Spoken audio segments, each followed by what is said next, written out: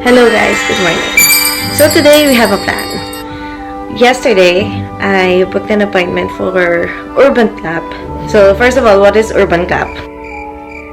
It is an app wherein you can book cleaning service, and it's up to you if you want an hour, 2 hours, 3 hours, or whatsoever. And it also depends how many, they call it like maids, that you can rent for them to clean your room. So I decided to do that today.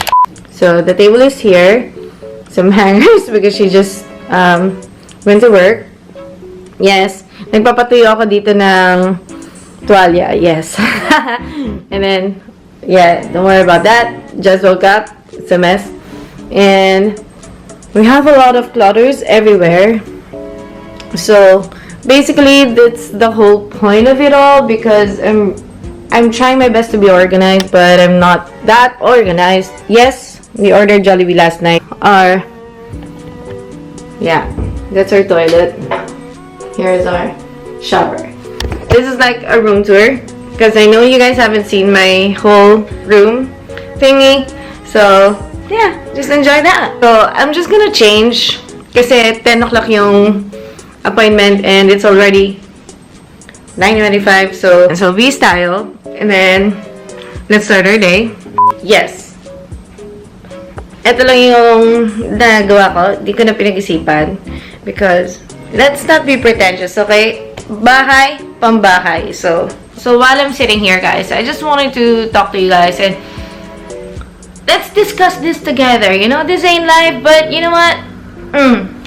Pag-usapan natin what's supposed to be their task. See, guys, how can I fucking read on my phone if the screen is cracked like this? That's why I really need a new iPhone. So what are they supposed to do? First of all, the name of the cleaner would be Mylene. M-Y-L-I-N-E. It's like Maybelline, but Mylene. Ano naman jokes ko sa morning? Popular tasks that maid can do: bathroom cleaning, sofa, carpet vacuuming, bed makeup and changing of linens, mopping, disinfection of floors, and balcony. Yung balcony, dun talaga sobrang baka maiyak yung jowa ko sa tuwa. And then, dusting of complete home. Thank God. Washing of vessels. The vessels, to be honest, I don't understand what she's trying to say here. Setting in cabinets. Clearing trash, kitchen areas. So, trash is obviously there. So, the one that I booked was like 3 hours. And it's only one cleaning service agent. I don't like to call it maid, but anyway, they said it's like a maid, so let's call it that. Okay, so yun ang gagawin niya. Cleaning and vacuuming, and cleaning the bathroom. So, sana malinis din niya yung mirror sa CR. And let's just see how effective this Urban Clap is, because it's the first time that I'm going to book this service. And by the way, guys, if you're watching this video, I just had some comments from my friends recently, and because since I'm living in Dubai, they told me that I should be doing vlogs that are a bit English, and if I wanted to speak in my own language, like I can speak in like both, like in Taglish. But since this video is about Urban Clap, I was thinking maybe some other nationalities might come across this video and they won't understand any shit because I'm speaking in Tagalog. So I think it's like better if I mix it both. So can you comment down below and help me decide what I should do? Should I just speak in English? Anyway, I'm comfortable in both. Wow! Oh my god! Oh my god! Wow!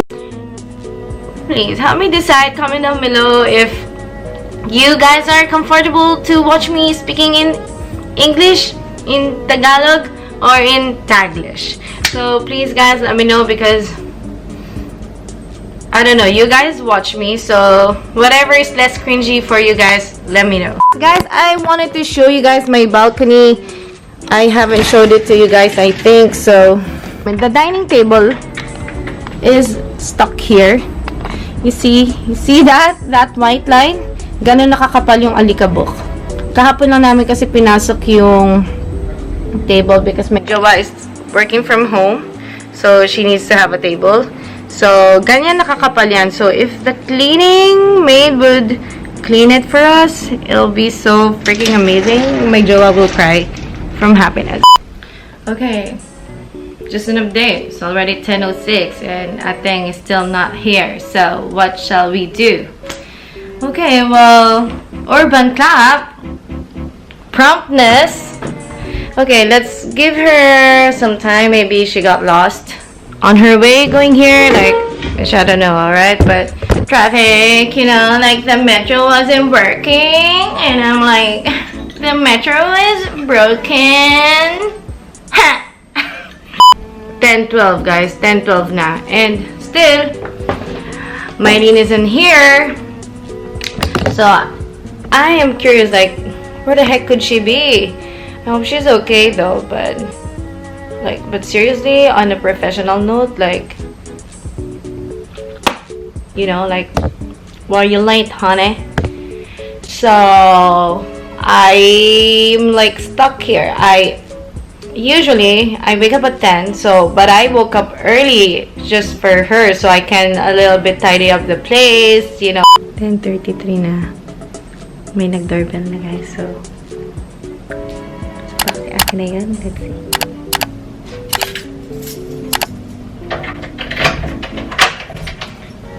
Wait, ko lang po mag-masok. Hi, kayo po si Maylene? Apo. Apo. Natay ko kayo 10 o'clock yung... Hindi, kasi na-like kami kasi maraming booking. Maraming babae na. Okay. Pwede na akong mag-start? Apo. Tay, mag-hi ka muna sa vlog ko. Hi! Hi! Sino yan? Sa vlog ko yan, te. Sa vlog. Wee! Maglilinis ako dito. Medyo makalat lang ate, pasensya na. Okay lang. Ba't ang liit naman pala ng bahay mo? Ito kang oras ka. Para lang ma-make sure tayo na malinis talaga. Okay, so ganun pala yun guys. Nagkamali ako ng book kasi, di ba? 1 hour too much. Di ba may carpet cleaning? Wala naman kami vacuum. Ang napindot ko pala is without supplies. Kailangan pala, pag without supplies, syempre, obviously, dapat may supplies ka. So, sabi ko kay ate, if we could get yung supplies. Yes, ate. So, yun lang yung medyo stressful dun. So, let's see kung nagawa ni ate ng paraan. Maybe we could get the supplies. So, ate, maglilinis ka na lang muna, no? Later na lang yan. Okay, so she's gonna start cleaning, guys. Hindi ka mag-stress. It's already 10:40, guys. Bubusan ko ng tubig na lang. Ang alinte? Itong floor. Sige. Kayo pong bahala kung anong best na linis. Oo. Kasi dito, Sensya natin makalat. dadalhin yung Sige, te. ng tubig. Okay. Pero tanggalin natin ang dapat ng walisan natin. Sige po. I'll get the walis, ate. Saka na lang magpunas na. Sige po. Okay po. Pero pag binalisan ko lang ito, dito talaga malinis na malinis to. Ang walis namin po. Tapos ganito pa ang walis mo, Ito. Ayan. Pwede ba yan? Ipatawag na lang, te? Isang oras pa daw sa akin na Kung gusto mo, kung hindi mo siya malilinis ng maayos, edi antayin na lang natin. Kaya mo ba itong linisin ng 2 hours? Tingnan mo muna. Hindi magpunas-punas na ako. Sige. Ganyan lang talaga. Oo. Yung mga kaya mo na lang munang gawin, te. Para... Ayan, talagang vacuuming ko na lang yan pagka na. Vacuuming ko na lang. No! God, please, no! No! Mahirap. Kaya nga, antayin na lang natin, dagdagan na lang bayad.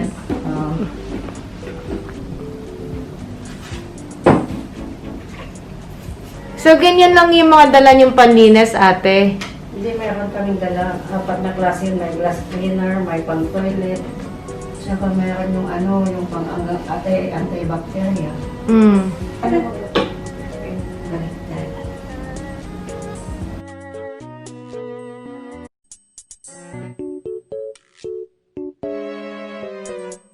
Ano, te? Ito, maliit lang o malaki, 2 oras ng kalipaya. Oo nga. Isip ko, 3 hours na lang yung pag-book para sana malinis mo ng ayos. Ate, careful ka lang ang makeup kasi yan baka masira yung iba. Tsaka te, ano po ba yung requirements sa inyo? Required ba kayo naka-mask on the whole time? Ganyan. Ah. Okay guys, so she left to pick up the materials that she need for her to be able to clean this room. However, grabe, update ko lang kayo. Sobrang disappointed ako the way she cleaned. It's like it's not sanitary and she's really not organized. Yung makeup area ko, I mean, okay lang naman, perfect, nalinis, totoo naman, wala alikabok and shit. But kung ano yung ginamit niya panlinis nung mga bagay-bagay, nung floor, nung mga dyan, ng mirror, yun din yung pinanggamit niya sa lahat. As in, hindi man lang siya nag-change ng ito for dry, tapos may wet, and then may dry. Alam mo yun, sobrang disorganized. And so, lumabas siya. I'm hoping and I'm praying na sana she would ask me if she could wash her hands or at least man lang automatic na sa kanya na maghugas ng kamay because she wasn't wearing the mask the whole time. Hopefully, once she comes back, she would tell me I'll just wash her hands or it's automatic. She doesn't even need to tell me because I expect her to do that because I'm very, what should I say? I'm very keen about cleanliness, especially during this pandemic time. I was even the one wearing the mask the whole time. I didn't even remove it. And she did. She wore her mask like this the whole time. And I'm bothered by it until sa hindi ko na kinaya. And I told her, are you even required to wear the mask? And then she put it on. Once she comes back, and hopefully she'll wash her hands. And let's find out that later. Ito yung binigay ko sa kanya na panlinis kanina. And look, dito niya lang drain up. And this one, she used it and then she just dropped it there. It's like, I don't know how they clean. I even asked her if they did some training for them to do this job, and they said that of course you need to do some training first and they're all skilled and stuff like that, but I don't know, maybe it's just her, I don't know, maybe actually when you see her profile on Urban Clap, you would see some good things and some negative things about her. So I don't know, I guess I just have a lot of high expectations, but seriously, this is not how I expected this to be. This is her basahan that she used the whole time. I even asked her, like, you came, right, with at least a few pieces of trapo, of basahan, for you to wipe these things. And she said, oh, but that's for other things. And I'm like, okay, I'll give you other stuff for other basahan for you. Look, here's the walis. That's how she left it. See, she's so disorganized. She knows that it's supposed to be here. But I can't blame her, okay? Small things like this, I can let it go. You know? I mean, she folded it nicely. Okay? Cute. Nice. I didn't know na kailangan patayo pala yung mga pillows and stuff like that. I don't know, guys. Can you comment down below if you think I have too high expectations or you think like this is Urban Clap gone wrong kind of thing? Because for me, seriously, this is not how I would clean it. If I'm being paid to do this job, I would be so professional. Because she even asked me, kabayan, patugtog ka naman dyan. It's like, I don't know. For me, it's just wrong. I'm gonna remove this because anyway, she's not here. So, the booking was at 10. She came at 10:30. And now it's almost 12 o'clock. Then, she should be finished by 1. So, I don't know how would she be able to clean all these things in just 1 hour because she hasn't even started in the balcony yet and the toilet and the kitchen. So, girl, I don't know, but I think how is she going to wrap this all up in just an hour? Or maybe she'll extend a little bit more because she was late anyway. It's not, according to her, it's not her fault, and I don't want to blame her because they have their own driver who would drop them off, and they said that the driver was late, so I'm not gonna pin that on her.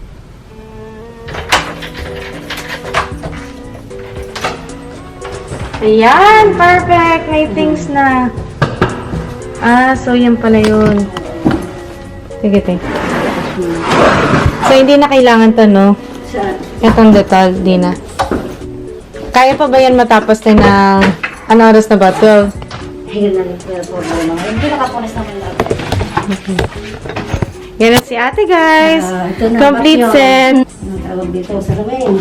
Ate, okay lang. Hugas ka muna ng kamay. Galing ka kasi sa labas. Tsaka palitan ko yung mask mo, te, ha? Kasi okay na. Kasi galing ka sa labas. Medyo maingat kami sa ganyan ka. Hugas ka na lang muna dyan, te.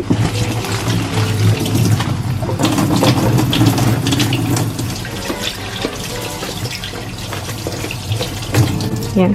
Iwas COVID. Seriously, what the fuck are you doing?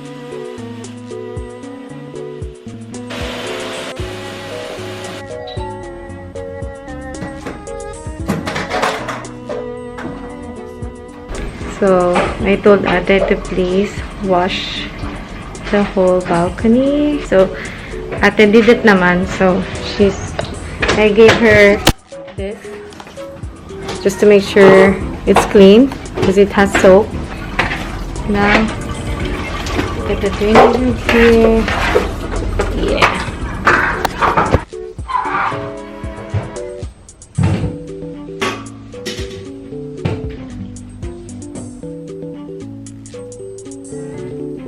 Naman niya, guys. Come up naman yung floor, which is good.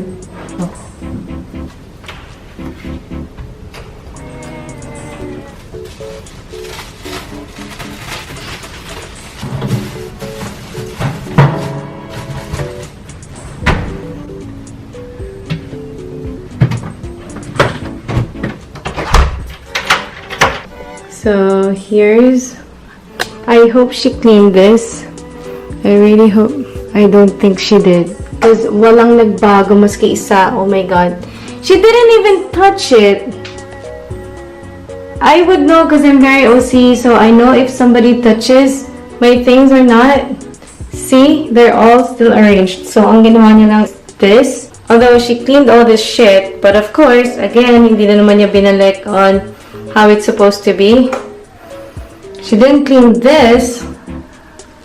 And I asked her to clean this twice because yung una niyang linis, it's like nothing happened. It was still dirty. So, ngayon, kahit papano, kita mo na yung sarili mo dyan. Because doon naiinis yung jowa ko. See? She didn't clean it. I would know because andito pa yung mga sticker tape ko sa eyelids ko. So, overall, not impressed. I mean, I understand it's really great that she did wash it, but how come you didn't even let it dry? It's so wet. Because when I clean my own bathroom, I swear to God, I clean it and then I wipe it dry. And then this one. I'm gonna prove it to you guys that she didn't clean this whole area. See? It's so dirty. I'm so upset right now.